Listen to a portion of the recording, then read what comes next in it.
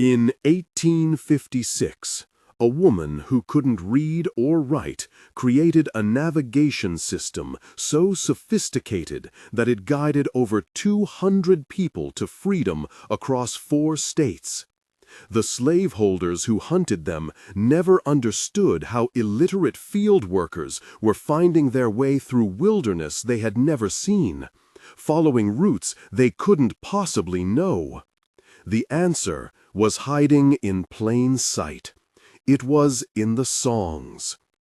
Her name was Sarah Mae Johnson, and she proved that the human mind needs no written language to create something extraordinary.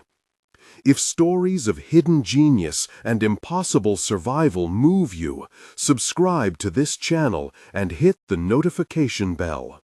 These are the narratives that history tried to bury, voices that were silenced, brilliance that was dismissed.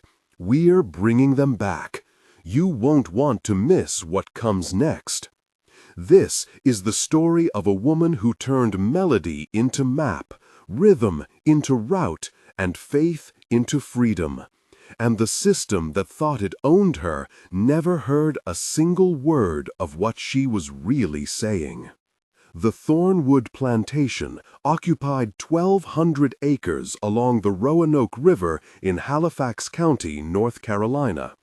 In 1856, when our story begins, it was one of the largest cotton operations in the region, home to nearly 140 enslaved people whose labor enriched a family that had held them in bondage for 3 generations. The land itself was beautiful in the way that places built on suffering can sometimes be. Rolling fields that caught morning light like spilled gold, ancient oaks draped in Spanish moss, a river that wound through the property like a silver ribbon carrying water toward the sea. But beauty meant nothing to those who couldn't leave it. Beauty meant nothing when your children could be sold, your body beaten, your humanity denied by law and custom and the casual cruelty of people who had convinced themselves that ownership of other human beings was their natural right. Sarah Mae Johnson was born on this land in 1821. The daughter of a woman named Hagar who worked the cotton fields, and a father she never knew, sold away before her birth.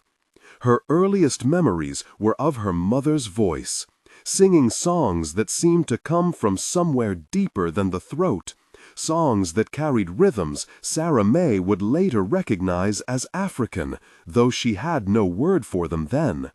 Just sounds that felt like home. Like something older than the plantation, older than America itself.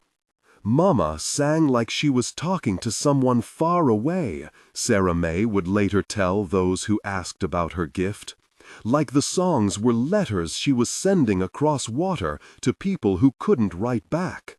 I didn't understand then, I was just a child, but I remembered every note, every word, every place where her voice would catch or rise or fall. I remembered it all.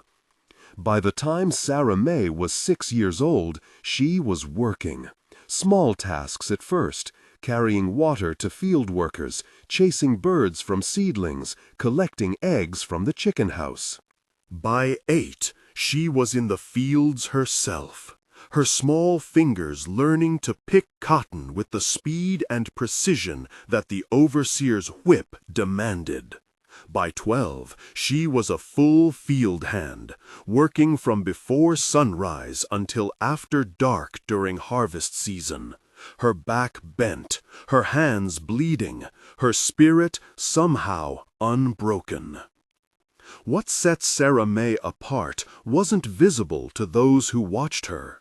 She appeared to be exactly what she was supposed to be, a compliant, hard-working enslaved woman who caused no trouble and attracted no special attention. She kept her eyes down around white people. She spoke only when spoken to. She sang while she worked, as many did, her voice blending with the others in songs that the overseers considered harmless entertainment. But inside Sarah May's mind, something extraordinary was happening. She was mapping the world through sound. It began with her mother's songs, but it expanded into everything she heard. The different bird calls that marked different sections of the plantation. The way the river sounded when it ran high versus low. The particular creak of the main house's front door versus the back. The rhythm of horse hooves on the road to town versus the path to the neighboring plantation. The sound of the overseer's boots when he was calm versus when he was angry. Every sound carried information, and Sarah May absorbed it all. Most people hear noise, she thought, during those early years. I hear maps. I hear warnings. I hear the world telling me where things are and what they're doing. If I close my eyes and listen, I know exactly where I am, which direction I'm facing, how far I am from the river or the road or the big house. Sound is my compass, and nobody knows I have it. This gift, born from necessity and nurtured by years of careful attention, would eventually save more lives than anyone could count. But first, it had to survive the crucible that shapes all enslaved people, the constant, grinding assault on hope itself. When Sarah May was 15, her mother, Hagar, died. The official cause was listed as fever in the plantation records, but Sarah May knew the truth. Hagar had simply worn out. 35 years of labor had consumed her body the way fire consumes wood, leaving nothing but ash. She died in the small cabin she shared with Sarah May, her hand gripping her daughter's, her final words a song that Sarah would carry with her forever. Follow the river down, child. Follow where the water goes. The river knows the way to the sea, and the sea touches shores where people are free. It was a song Sarah May had never heard before, one her mother had apparently kept secret her entire life. The melody was simple, almost childlike, but something in its structure caught Sarah's attention. The way certain words were emphasized, the places where the rhythm shifted, the pattern of notes that seemed to contain more information than the lyrics alone could explain. "Mama, what does it mean?" System. Sarah May worked in the fields by day, attended required religious services on Sundays, and appeared to be nothing more than another enslaved woman enduring her circumstances. But in her mind, she was assembling something extraordinary, a comprehensive understanding of how music could carry complex navigational information. By the time she was 25, Sarah May had identified over 40 songs that contained encoded escape information. Some provided general direction, indicating which way north lay. Others were more specific, describing particular landmarks, river crossings, and safe houses. Still others contained warnings about dangerous areas, patrol routes, and seasonal variations that affected travel. But having the information wasn't enough. The songs were fragments, pieces of a larger puzzle. No single song provided a complete escape route. The information was scattered across dozens of melodies, each containing a piece of the whole. To use them effectively, someone would need to assemble the fragments into a coherent system. That someone would be Sarah May. The breakthrough came in the summer of 1850, when Sarah May was 29 years old. A woman named Bessie was brought to Thornwood, purchased at auction in Richmond after her previous owner died and his estate was liquidated. Bessie was in her 60s, old for an enslaved person, her body bearing the marks of decades of labor. Most buyers would have considered her worthless, fit only for the lightest tasks until she died. But the Thornwood overseer bought her cheaply, calculating that even limited labor from a cheap purchase was profitable. Bessie was assigned to work alongside Sarah May in the cotton fields, her aged hands moving slowly through the bolls, while Sarah compensated by working faster. They spoke little at first, both cautious about revealing too much to a stranger. But one evening, as they walked back to the quarters after a brutal day of work, Bessie began to hum. Sarah May recognized the melody instantly. It was one of the encoded songs she had been studying, a spiritual called Wade in the Water. But Bessie was humming a variation Sarah May had never heard before. The basic melody was the same, but certain notes were shifted, certain rhythms altered, in ways that changed the song's hidden meaning completely. "Where did you learn that version?" Sarah May asked quietly, keeping her voice low enough that others wouldn't overhear. Bessie's eyes sharpened.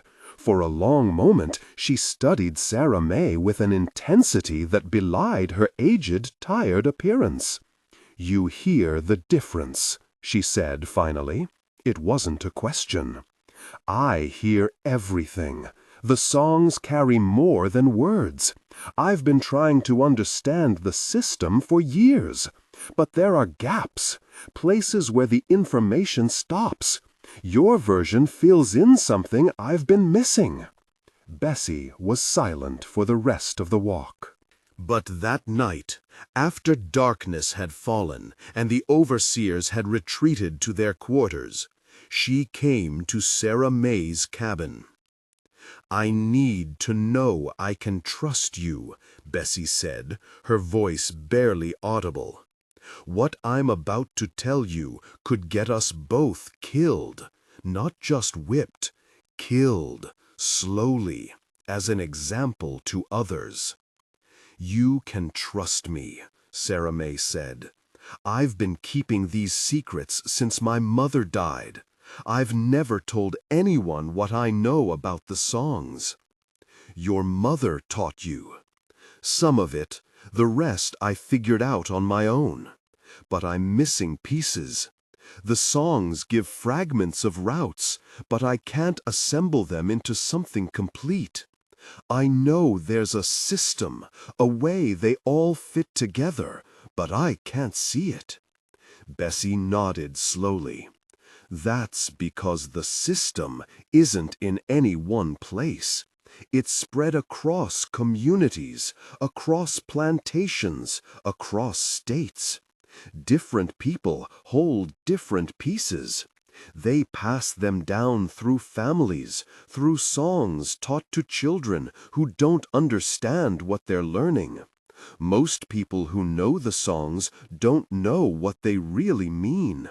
They're carriers without knowing they carry anything. But you know. I know more than most. My grandmother was what they call a conductor on the Freedom Road. She helped people escape before I was born, before the patrollers got organized, before it became so dangerous. She taught my mother the system, and my mother taught me. I've spent my whole life collecting pieces, learning variations, mapping routes in my head. Can you teach me? Sarah May's voice was urgent. Can you show me how it all fits together? Bessie studied her for a long moment. Why do you want to know? You planning to run? Sarah May shook her head. I'm planning to help others run, as many as I can. But I need to understand the complete system first. I need to know how to create new songs, not just use the old ones. Routes change. Safe houses get discovered. If all we have is what was created before, it won't work forever. We need to be adapt. You want to become a songmaker, Bessie said. Someone who can encode new routes into new songs, who can update the system as conditions change. Yes, that's exactly what I want. Bessie was quiet for what felt like an eternity. Then she nodded. It will take time, years maybe, and it's dangerous. If anyone suspects what we're doing, we're dead. But I'm old. I won't live much longer. I've been looking for someone to pass this to, someone with the right mind for it. You hear things others don't. You might be the one. And so began Sarah May's true education. Over the next 3 years, Bessie taught Sarah May everything she knew about the encoded song system. They met in secret, usually late at night, speaking in whispers that wouldn't carry beyond the thin walls of their cabins. Bessie explained the underlying structure, the musical grammar that allowed complex information to be embedded in seemingly simple melodies. She taught Sarah May the substitution codes, where certain words or phrases stood for specific landmarks, directions, or instructions. She revealed the rhythmic patterns that indicated distances, the melodic variations that marked safe houses versus dangerous areas, the harmonic shifts that communicated timing and seasonal considerations. The genius of the system, Bessie explained, is that it hides in plain sight. Slaveholders hear us singing and think we're simple people making simple music. They don't understand that what they're hearing is as complex as anything their educated minds have produced. More complex, maybe, because we had to create it under conditions that should have made creation impossible.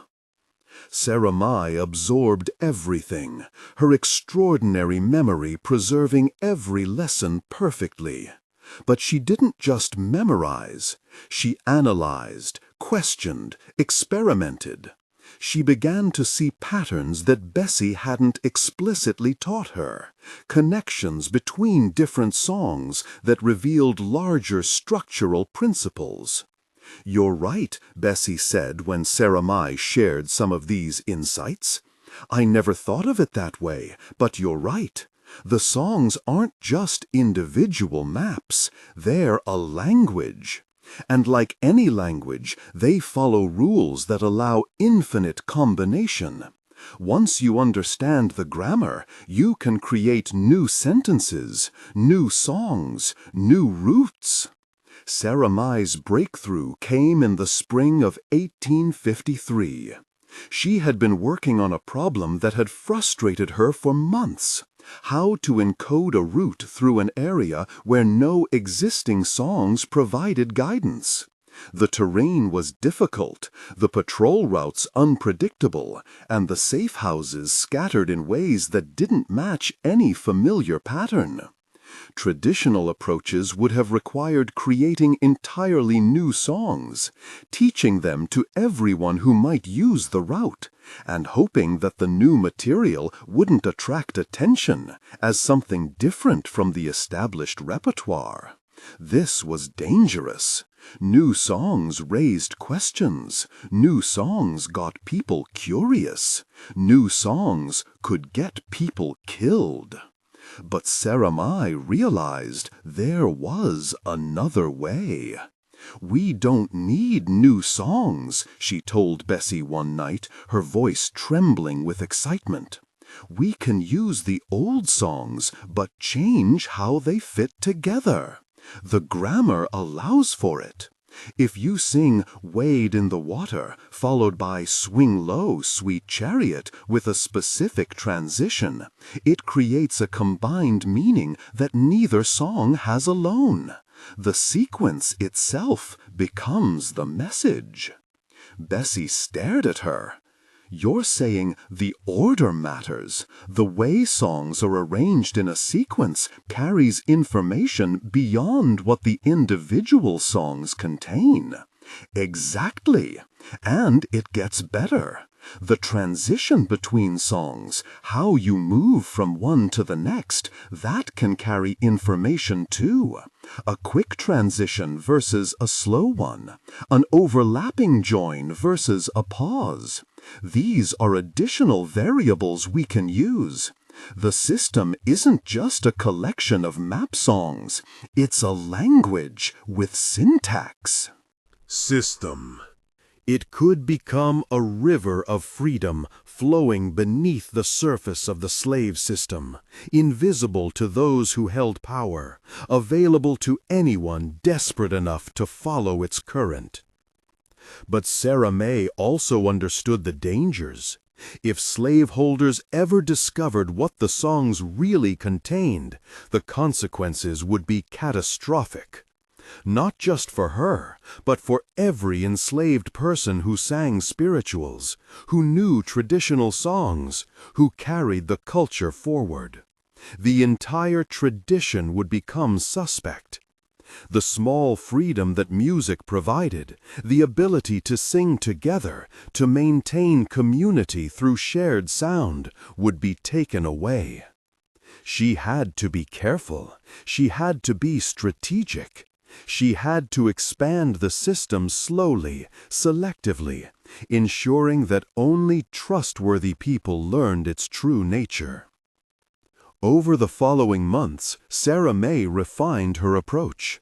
She identified people in the enslaved community who demonstrated the right combination of memory, discretion, and commitment. She taught them the principles of the encoded songs, not all at once, but gradually, ensuring they understood each element before moving to the next. She created different sequences for different routes, expanding the system's coverage. And she established protocols for how the information would be passed along, ensuring that no single point of failure could compromise the entire network. By the end of 1855, Sarah May had trained 7 people at Thornwood who understood the song system well enough to teach others. Each of these 7 had connections to enslaved communities on neighboring plantations. The knowledge began to spread. In early 1856, the system faced its first major test. Thornwood's owner, a man named Randolph Blackwood, announced his intention to sell 15 enslaved people to a trader who would take them to the cotton plantations of the Deep South.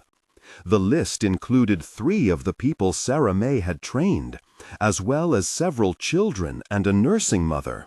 It also included Sarah May herself. The news spread through the quarters like fire. Families that might be separated clung to each other. People who had lived their entire lives at Thornwood faced the prospect of being torn away, sent to places even more brutal, worked to death in the killing fields of Mississippi and Alabama. The despair was palpable, the terror overwhelming. Sarah May felt all of this, but she also felt something else. Determination. "We're not going to Mississippi," she told the small group that gathered in her cabin that night. "We're going north. All of us, everyone on that list, and anyone else brave enough to come." "That's 17 people," one of the men said, his voice skeptical. "Maybe more. You can't move that many without being noticed. The patrollers will catch us before we're 10 miles away." "Not if we do it right," Sarah May replied. "Not if we use the songs." She outlined her plan. They wouldn't travel as one large group, which would be impossible to move quietly and would attract immediate attention. Instead, they would leave in 4 smaller groups over 3 consecutive nights, each group following a different route that would eventually converge at a safe house in Southern Virginia.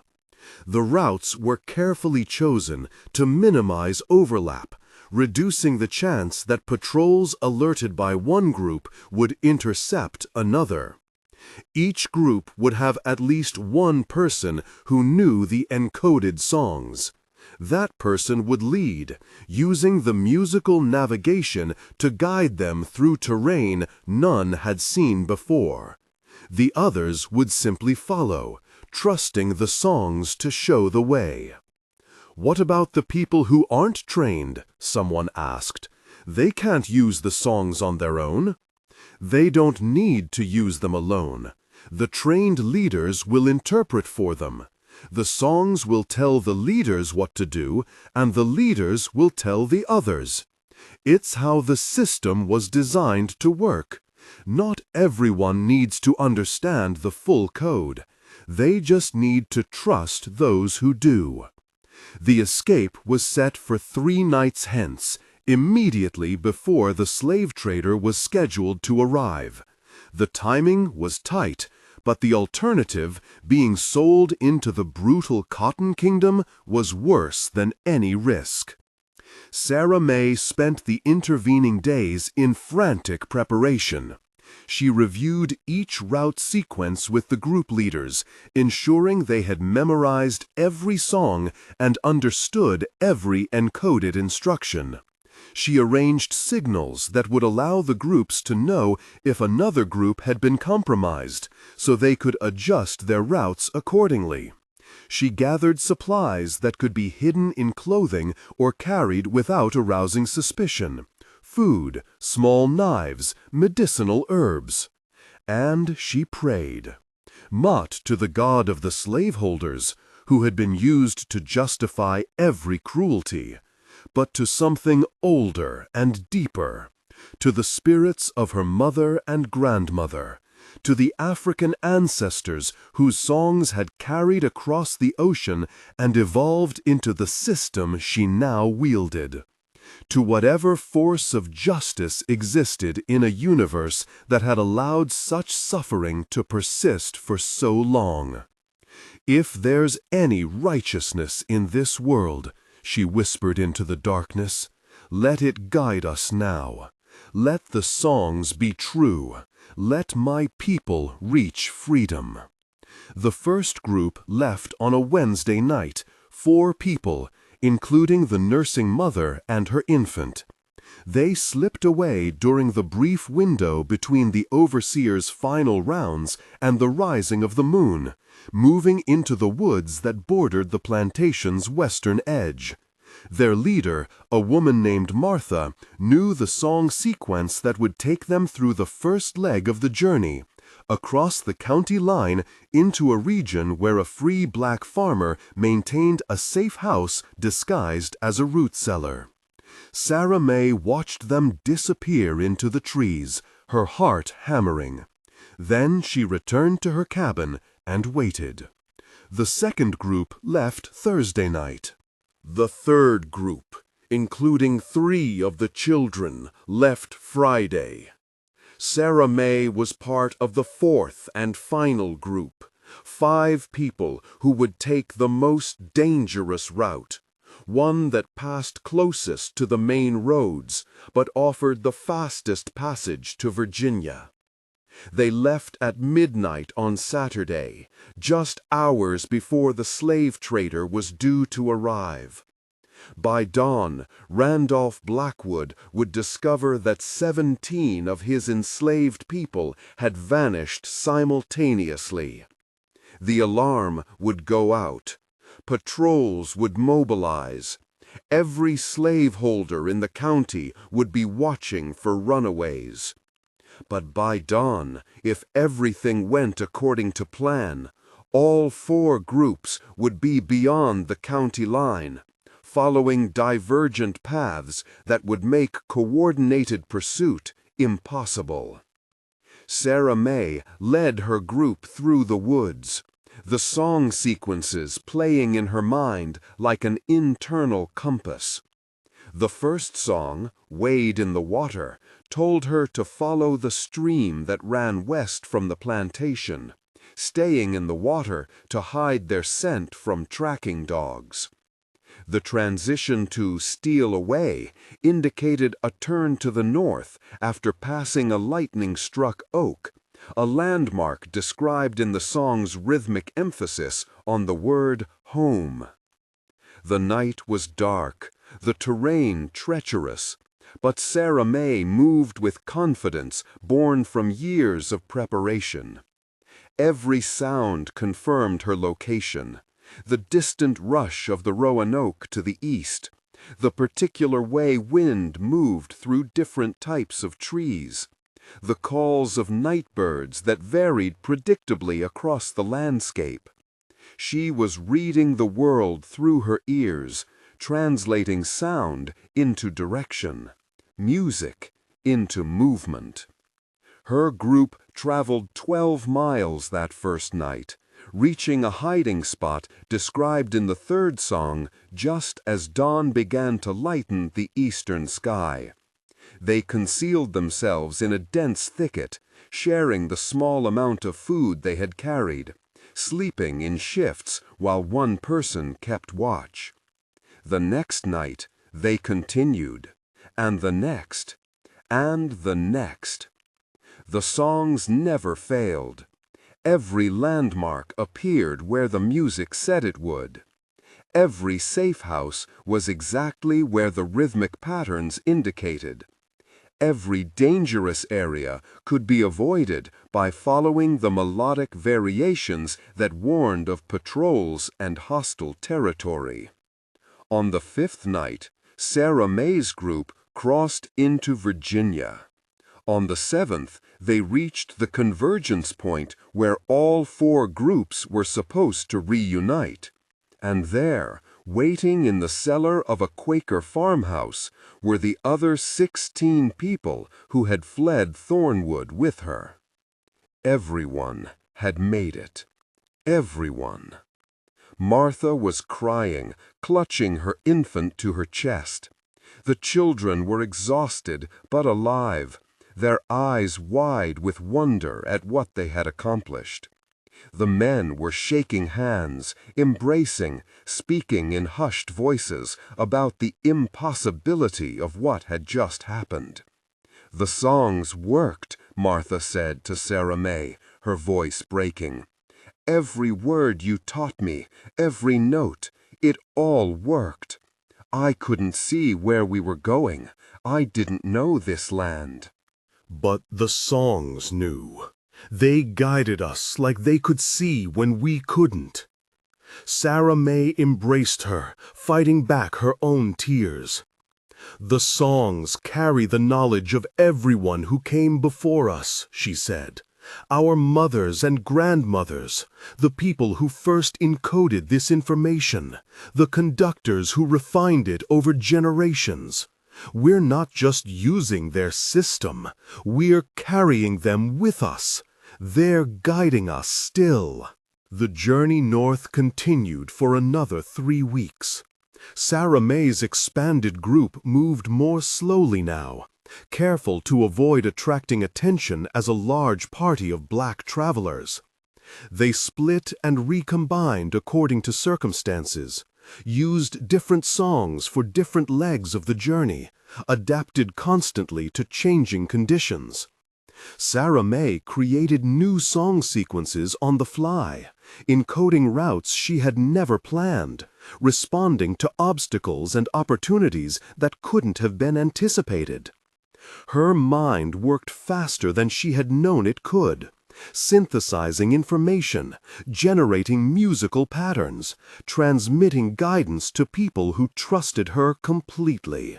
On October 3, 1856, the group crossed into Pennsylvania. They were free. The celebration that night was unlike anything Sarah May had experienced. 17 people who had been enslaved just weeks before now stood on free soil, their lives their own for the first time. They sang together, not the encoded spirituals that had guided them, but pure songs of joy, of thanksgiving, of triumph over a system that had tried to crush them. But Sarah May's work was far from over. The success of the Thornwood escape spread through underground networks like wildfire. Word reached other plantations in North Carolina, then Virginia, then further south. The story grew in the telling. A woman who knew secret songs that could guide people to freedom. Songs that worked like magic, showing the way through wilderness no one had ever crossed before. Songs that the patrollers couldn't understand, no matter how carefully they listened. Requests for help began arriving through the networks that connected free black communities with those still in bondage. A group in South Carolina had heard about the song system and wanted to learn it. A conductor in Maryland needed new routes encoded after his usual paths were compromised. A family in Virginia had been planning escape for years and finally saw a method that might actually work. Sarah May knew she couldn't help everyone directly. She was one person, now living as a free woman in Philadelphia, no longer on the ground in the South where the system was needed most. But she could train others. She could spread the knowledge. She could create something larger than herself, something that would continue working long after she was gone. She began teaching systematically. Anyone who came through Philadelphia heading north received instruction in the basic principles of the encoded songs, enough to help them understand and use the system. Those who showed particular aptitude received advanced training, learning how to create new sequences, how to adapt to changing conditions, how to train others in turn. Sarah May developed a curriculum, a structured approach to passing on knowledge that had previously been transmitted informally through family lines and personal relationships. She created simplified versions of the system for people who didn't have time for extensive training, emergency protocols that could be learned in hours rather than years. She wrote nothing down because written records could be captured and used against the network. Everything existed in memory, in song, in the living minds of people who understood what they carried. By 1858, Sarah May had trained over 40 people who could use and teach the encoded song system. These 40 had connections to enslaved communities across the South, and they were spreading the knowledge further. The songs were becoming a shared resource, a collective intelligence that grew more powerful as more people contributed to it. The system evolved as it spread. Different regions developed their own variations, their own sequences for local routes.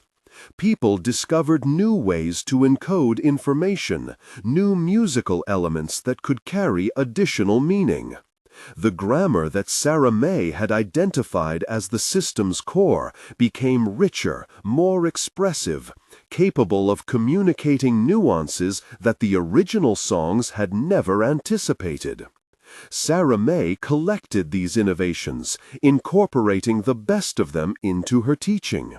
She became a central node in a network of musical intelligence that spanned thousands of miles and involved hundreds of people, not as a controller, but as a coordinator, not as an owner, but as a steward of knowledge that belonged to everyone who needed it.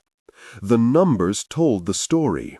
In 1856, when Sarah May first tested her system, perhaps a dozen people used encoded songs to navigate their escapes. By 1858, the number was in the hundreds. By 1860, it was impossible to count. The system had achieved what Sarah May had hoped for. It had become self-sustaining, spreading and adapting without requiring her direct involvement. But the system's success brought danger as well. Slaveholders had noticed that escape rates were increasing, that fugitives were finding their way north through terrain that should have been impossible to navigate, that something was helping them that couldn't be explained by conventional means. Investigation began. Captured runaways were interrogated about their methods. Some broke under torture and mentioned songs, though they rarely understood enough about the system to reveal its true structure. Suspicion fell on the spirituals that enslaved communities had sung for generations, the very songs that carried the encoded information. In the summer of 1859, several plantations in Virginia banned all singing. The system. Mothers and fathers and children, field workers and house servants, people who had been defined as property but who refused to accept that definition, people who followed songs through the darkness toward a freedom they could barely imagine. The war ended in April 1865. Slavery was abolished by constitutional amendment later that year. The encoded song system, designed for escape, lost its primary purpose. People no longer needed musical maps to guide them north because they were legally free to travel wherever they chose. But the system's legacy endured in other ways. Sarah May spent the post-war years working with freed people's aid societies, helping formerly enslaved people transition to their new lives. She taught in schools that were established for black children, passing on the formal literacy that had been denied her during her own childhood. She wrote letters for people seeking to reconnect with family members sold away during slavery, using the networks she had built to track down information about people scattered across the South. And she continued to teach the songs, not for escape anymore, but for memory, for heritage, for the preservation of a tradition that had served her people in their darkest hours and deserved to be remembered when those hours had passed. These songs saved lives, she told the young people who gathered to learn from her. They carried information that guided hundreds of people to freedom. But more than that, they proved something. They proved that we were never what they said we were. They said we were simple, ignorant, incapable of complex thought. But we created a system of encoded communication that they couldn't understand even when they heard it directly. We outsmarted them, using nothing but our voices and our minds. The songs are our history. They're proof of our ancestors' intelligence, their courage, their refusal to accept what the world tried to force them to be. When you sing these spirituals, you're not just making music. You're carrying forward a tradition of resistance that stretches back generations. You're keeping alive the voices of people who used every tool they had to fight for their freedom. Sarah May died in 1891 in Philadelphia, surrounded by children and grandchildren born into freedom. Her obituary in a black newspaper mentioned her work with freed people's education, but said nothing about the encoded song system. That knowledge remained within communities that understood its significance, passed down through oral tradition, preserved in memory rather than in text. In the decades after her death, scholars began to study the spirituals that enslaved people had sung. They analyzed the song's origins, their musical structures, their theological content. Some researchers noticed patterns that suggested the songs might have contained more than their surface meaning, references to the Underground Railroad, to escape routes, to navigation by stars and rivers. But few understood the full scope of what Sarah May had created. The systematic encoding, the grammatical structure, the sequential arrangements that allowed infinite routes to be communicated through finite songs. These elements remained largely hidden, known only to those who had been taught directly and their descendants. In 1936, a historian named Sterling Brown interviewed elderly people who had been enslaved before the war, collecting their memories as part of a federal project to document American history.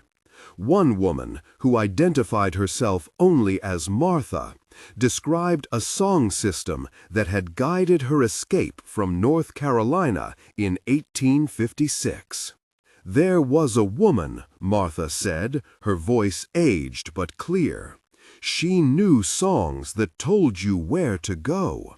Not just regular songs, but songs that had the map inside them. You'd sing one song, then another, and the way they fit together would tell you which way to walk, where to cross the river, who would help you when you arrived. I didn't understand how it worked, not really, but she taught me which songs to sing in which order, and I followed them all the way to Pennsylvania. She saved my life. She saved all our lives. Her name was Sarah May. The interview was filed away in government archives, one document among thousands. Martha's testimony provided no technical details about how the encoding worked, no information that would allow the system to be reconstructed, just the testimony of someone who had experienced its power directly. The full story of Sarah May Johnson and her encoded song system has never been told. The technical knowledge she developed died with the last people who understood it directly. Modern researchers have pieced together fragments, identified songs that appear to contain hidden meanings, proposed theories about how the encoding might have functioned. But the complete system, the grammar that allowed complex information to be embedded in simple melodies, remains partially obscured, a secret kept by history itself. What we know is this: a woman who couldn't read or write created something extraordinary. Using only music and memory, she developed a navigation system that guided hundreds of people to freedom across terrain they had never seen. She trained others, spread the knowledge, built a network of musical intelligence that operated beneath the awareness of those who held power. She proved that intelligence needs no written language, that creativity flourishes even under the most brutal oppression, that the human mind will find ways to resist when resistance seems impossible. If this story moved you, if it changed how you think about music, memory, and the human spirit's refusal to be contained, subscribe to this channel. Share this video with someone who needs to hear it. Hit the notification bell so you never miss stories like this. Sarah May Johnson turned songs into maps. She turned melody into freedom. She demonstrated that the people who were denied education, denied rights, denied basic recognition of their humanity, possessed minds capable of creating systems their oppressors couldn't understand. The spirituals we still sing today, wade in the water, swing low, sweet chariot, follow the drinking gourd. These songs carry echoes of what Sarah May built. Every time we hear them, we're hearing not just beautiful music, but the legacy of resistance. The evidence that enslaved people used every resource available to fight for their liberation. The proof that intelligence and creativity cannot be owned, no matter what legal systems claim. Sarah Mae Johnson is gone now, as are all the people she guided to freedom. But the songs remain.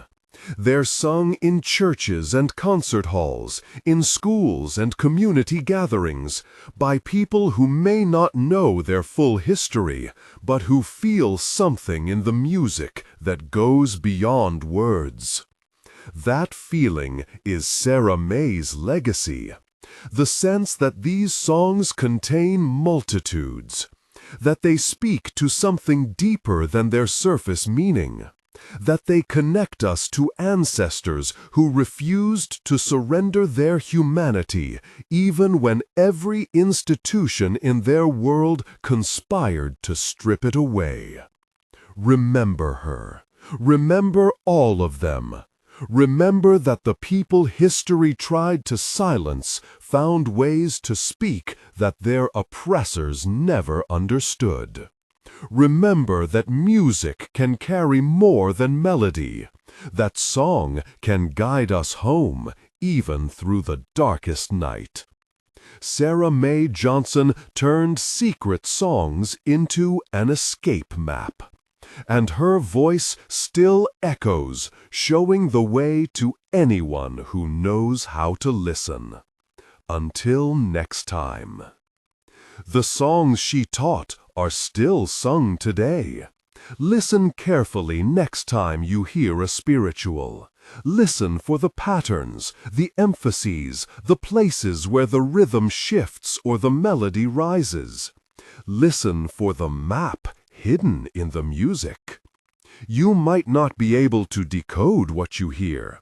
The system's technical details are mostly lost to history. But you can feel it. The sense that these songs contain something more than words. The knowledge that every note was chosen for reasons we can only partially understand. That's Sarah Mae's gift to us. Not just the lives she saved, though those lives mattered immensely, but the reminder that music is never just music. That song can be weapon, shield, and compass. That the human voice, raised in defiance of injustice, carries power that no oppressor can fully control. She couldn't read. She couldn't write. She was defined by law as property, denied education, denied rights, denied the basic recognition that she was fully human. And she created something that scholars today still can't fully explain. That's the story of Sarah Mae Johnson. That's the story of survival and resistance. That's the story of what we're capable of when we refuse to accept the limits others try to impose on us. Remember it. Sing it. Pass it on.